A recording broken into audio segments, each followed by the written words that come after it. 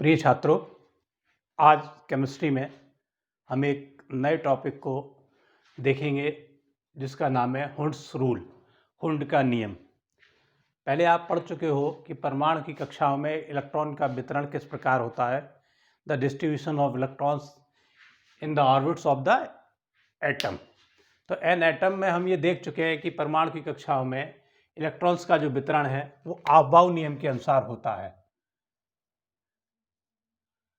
ऑफ-बाउ नियम में आपने ये देखा था कि यदि कहीं हमारे पास कुल मिलाकर परमाणु में इलेक्ट्रॉन 5 हैं, तो 5 इलेक्ट्रॉन को आपने वितरित किया था 1s2, 2s2, 2p1। 6 हैं तो 1s2, 2s2, 2p2, और अगर 7 है तो 1s2, 2s2, 2p3। ऑफ-बाउ नियम हमको ये बताता है कि परमाणु की कक्षाओं में इलेक्ट्रॉन ऊर्जा के बढ़ते हुए क्रम में प्रवेश करते हैं। सबसे पहले इलेक्ट्रॉन ऊर्जा सबसे निम्न ऊर्जा स्तर में प्रवेश करता है, उसके बाद उससे ऊपर, उसके बाद उससे ऊपर, इसके बाद उसके ऊपर। जैसे जब बच्चा पढ़ने बैठता है तो सबसे पहले वो लोअर क्लास में आता है, फिर प्राइमरी क्लासेस में आता है, फिर जूनियर क्लासेस में आता है, फिर हायर सेकेंडरी, उसके बाद ग्रेजुएशन में जाता है। इन सब की एनर्जी लेवल को अगर हम मानते रहें कि एक दूसरे से बढ़कर है, तो ऐसे ही परमाणु में 1s, उसके बाद 2s, फिर 2p ऑर्बिट है।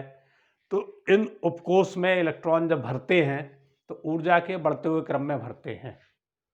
अब अगर हम केवल इस परमाणु क्रमांक 7, ये तत्व है हमारा नाइट्रोजन, नाइट्रोजन को हम कंसीडर करें तो जैसे 1s है तो 1s उपकोष को अगर इस तरह से रिप्रेजेंट किया गया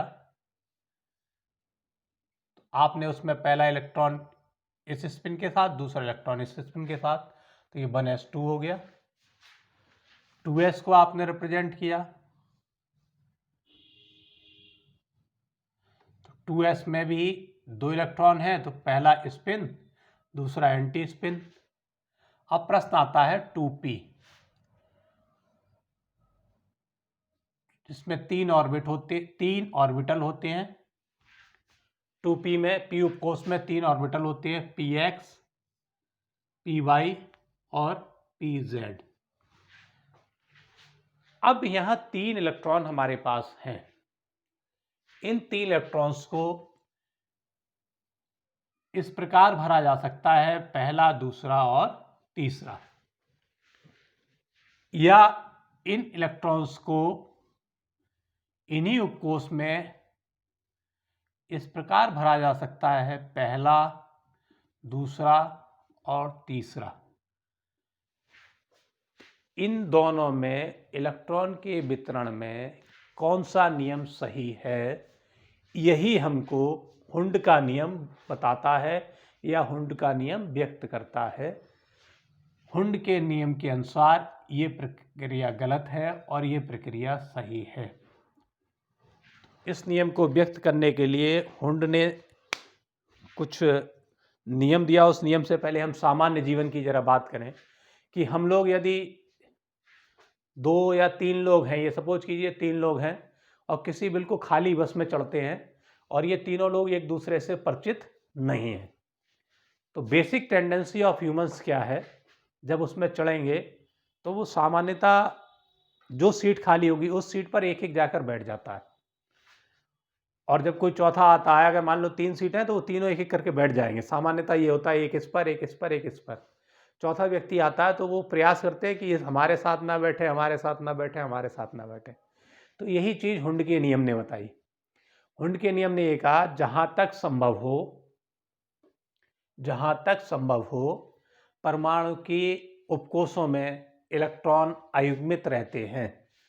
अयुग्मित का मतलब, जैसे ये यहाँ युग्मित है, जोड़ा बना हुआ है, ये जोड़ा बना हुआ है, लेकिन यहाँ एक ही अयुग्मित है, और इसमें देखेंगे तो हम 3 अनपेयर्ड हैं। तो हुंड के नियम के अनुसार परमाणु के उपकोषों में अयुग्मित इलेक्ट्रॉन्स की संख्या अधिकतम होती है। तो यहाँ नंबर ऑफ अनपेयर्ड इलेक्ट्रॉन कितना है हमारे पास? 1 इलेक्ट्रॉन अनपेयर्ड है। और यहाँ अनपेयर्ड इलेक्ट्रॉन्स की संख्या 3 है। तो अनपेयर्ड इलेक्ट्रॉन की संख्या अधिक होने के कारण ये सिस्टम डिस्ट्रीब्यूशन का सही है और ये सिस्टम डिस्ट्रीब्यूशन का गलत है। तो हुंड का नियम हमको यही व्यक्त करता है कि परमाणु की कक्षाओं में उपस्थित उपकोषों में अयुग्मित इलेक्ट्रॉन्स की संख्या अधिकतम होती है। अब सपोज कीजिए कि ये 8 हो जाए, ऑक्सीजन 8, तो उसका विन्यास होगा 1s2, 2s2, 2p6, 2p2, 2 4, 2p4। 2p4 में जब आप भरेंगे तो 1s में आप 2 इलेक्ट्रॉन भर देंगे, ये 1s हो गया। 2s में 2 इलेक्ट्रॉन भर देंगे, एक स्पिन पहला, दूसरा एंटी स्पिन, ये हो गया। जब आप 2p पर जाएंगे तो p में भी इलेक्ट्रॉन को px, py और pz, तो px, py, pz 3 उपकोष हो गए। तो पहला ये आएगा फर्स्ट, दूसरा, तीसरा और चौथा एंटी स्पिन आएगा।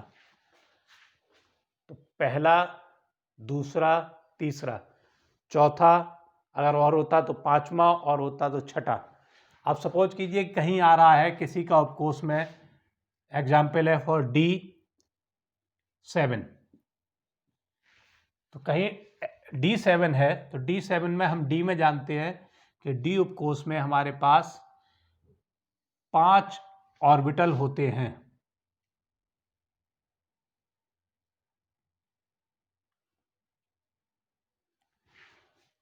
इसको भरने का वही जैसे था कि किसी ने भरा पहला, दूसरा, तीसरा, चौथा, पांचवा, छठा और सातवां।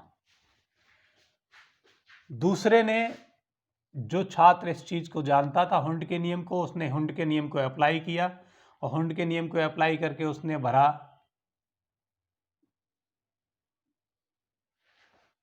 पहला,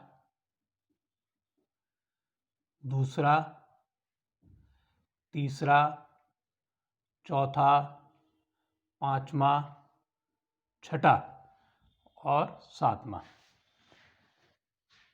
तो इसने क्या भरा, पहला, दूसरा, तीसरा, चौथा, पांचवा, छठा इलेक्ट्रॉन और सातवां इलेक्ट्रॉन। इन्होंने क्या भरा था, पहला, दूसरा, तीसरा, चौथा, पांचवा, छठा और सातवां। इसमें आप देखें कि अयुग्मित इलेक्ट्रॉन्स की संख्या केवल 1 है और यहाँ अयुग्मित इलेक्ट्रॉन्स की संख्या 1, 2 और 3 है। तो हुंड के नियम से अनपेयर्ड इलेक्ट्रॉन्स की संख्या अधिक होनी चाहिए। इस केस में अयुग्मित इलेक्ट्रॉन्स 1 आ रहा है और इस केस में अयुग्मित इलेक्ट्रॉन 3 आ रहे हैं। तो ये सिस्टम गलत है और ये सिस्टम सही है। इसी नियम को अप्लाई करते हुए हम परमाणु की विभिन्न कक्षाओं में उपस्थित उपकोष में इलेक्ट्रॉन्स की फिलिंग को करते हैं।